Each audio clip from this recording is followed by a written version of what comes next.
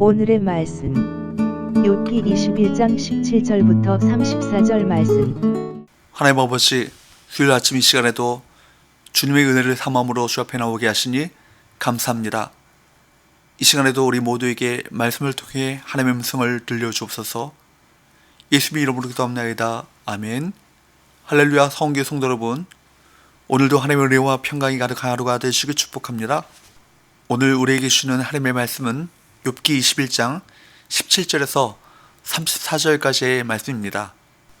욥은 악인이 형통 누리는 엄연한 현실과 악인의 교만한 내면을 지적하므로 친구들이 주장하는 인과응보의 원리가 얼마나 모순되는지 앞서 지적했습니다.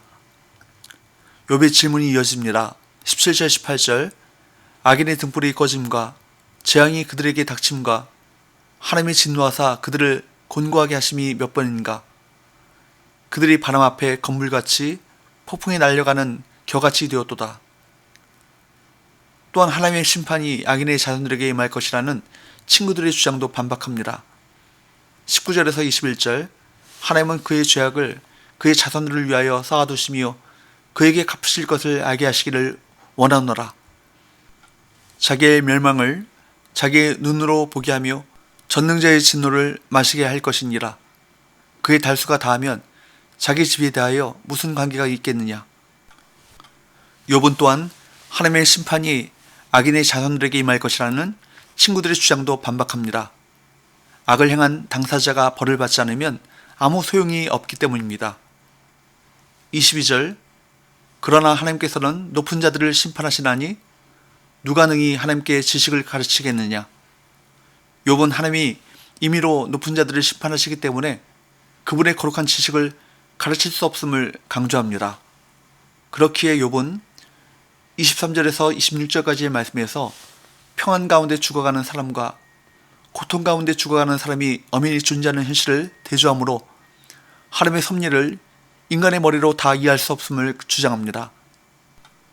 사도 바울은 로마서 11장 33절에서 깊도다 하나님의 지혜와 지식의 부유함이요 라고 감탄하면서 그 누구도 하나님의 판단을 측량하지 못한다고 선포했습니다. 하나님의 깊은 섭리를 인간의 상식으로 판단하지 말아야 합니다. 욥은 악인의 멸망을 주장하는 친구들의 변론이 결국 자신을 정죄하기 위한 속셈에 지나지 않는다고 비난합니다. 그러면서 하나님이 악인들의 집과 장막을 무너뜨리신다는 그들의 주장을 반박하여 여전히 악인의 장막이 세상에 존재하며 악인의 운명이 항상 파멸로 끝나지 않음을 말하고 있습니다. 27절 28절 내가 너희의 생각을 알고 너희가 나를 해하려는 속셈도 아노라. 너희의 말이 귀인의 집이 어디 있으며 악인이 살던 장막이 어디 있느냐 하는구나. 이와 같이 위로자가 되어야 할 친구들은 모순된 주장으로 욥을 더 괴롭게 만들었습니다. 이 땅에 선을 행하고 죄를 범하지 않는 의인은 한 사람도 없습니다. 우리가 의지할 분은 오직 예수 그리스도십니다. 욥은 친구들이 길 가는 사람들의 증거에 전혀 주목하지 않았음을 지적합니다. 29절 사람들이 너를 낮추거든 너는 교만했노라고 말하라. 하나님은 겸손한 자를 구원하시리라.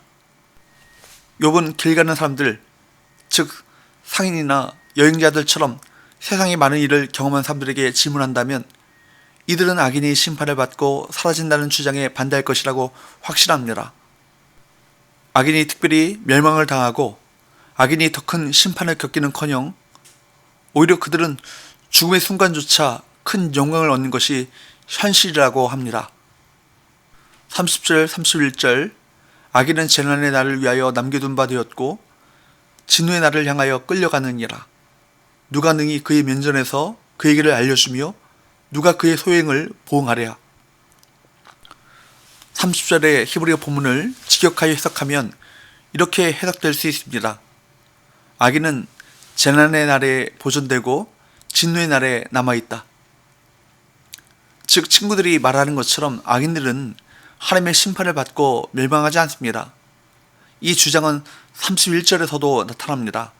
어느 누구도 악인들의 운명을 그들의 면전에서 말해주지 않으며 그들이 행한 대로 갚아주지 않습니다. 친구들의 주장과는 달리 오히려 아기는 평안하게 죽음을 맞이합니다.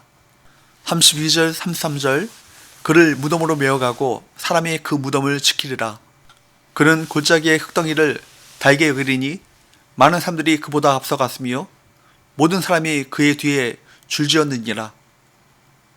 그는 죽어서까지 무덤에 잘 묻히며 다른 사람이 그의 무덤을 지키기까지 합니다. 33절에 흙덩이를 달게 여겼다라는 표현은 평안한 죽음을 맞이했다는 의미입니다. 게다가 이런 악인들의 행복한 결말은 몇몇 사람의 예가 아니라 이전부터 흔히 접할 수 있을 정도로 많이 회자되는 사례입니다. 현실이 이러한데 친구들은 말도 안 되는 논리와 주장으로 자신을 위로하는 척하면서 도리어 정죄하고 조롱하고 있으니 그들이 하는 말은 거짓일 뿐이라고 말하고 있습니다. 하나님의 뜻을 깨닫는 것은 매우 조심스럽고 겸손해야 하는 일입니다. 그리고 하나님의 모든 뜻은 예수 그리스도 안에서만 나타난다는 사실을 기억해야 합니다.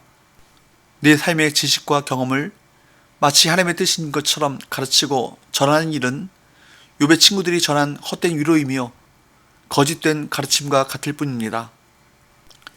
하나님은 친구들이 주장하는 것처럼 행위 화복의 원리에 따라 세상을 다스리거나 사람들을 평가하지 않으시기 때문입니다.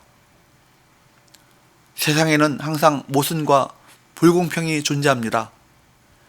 예수님의 십자가 역시 불의한 재판입니다.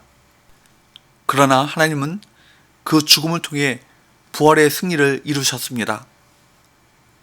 부조리한 현실 때문에 낙심하지 말고 하나님의 최종 심판을 확신해야 할 것입니다. 이제 욥은 자신을 위로하고자 하는 친구들의 시도가 헛되다고 지적합니다. 나아가 욥은 34절에서 그들의 대답이 거짓이라고 말하면서 자신의 대답을 마무리합니다. 34절 그런데도 너희는 나를 헛되이 위로하려느냐? 너희 대답은 거짓일 뿐이니라. 이것은 그들이 진리를 알지 못하면서 근거 없는 자부심을 가졌다는 지적입니다. 당장 눈앞의 현실만 보고 판단하면 우리는 욥의 친구들과 같은 그런 잘못을 범할 수 있습니다.